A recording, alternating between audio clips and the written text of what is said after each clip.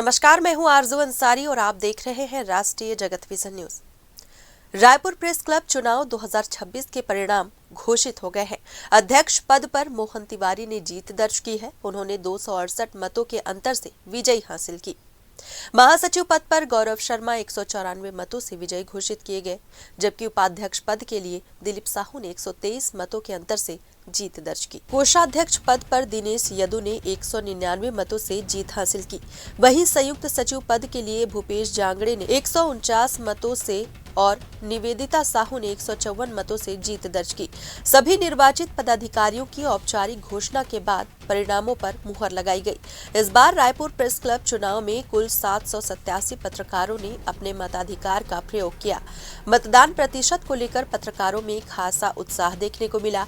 चुनाव परिणाम घोषित होते ही प्रेस क्लब परिसर और आसपास जश्न का माहौल बन गया। विजयी प्रत्याशियों के समर्थकों ने गाजे बाजे के साथ जश्न मनाया और पटाखे फोड़े। साथ ही पत्रकारों ने नवनिर्वाचित पदाधिकारियों को बधाई दी और उनसे पत्रकार हितों से जुड़े मुद्दों पर सक्रिय भूमिका निभाने की उम्मीद जताई। बताई थी पहले भी चुनाव में आने से पहले, और मुझे लगता है कि सदस्यों ने उसे पसंद किया।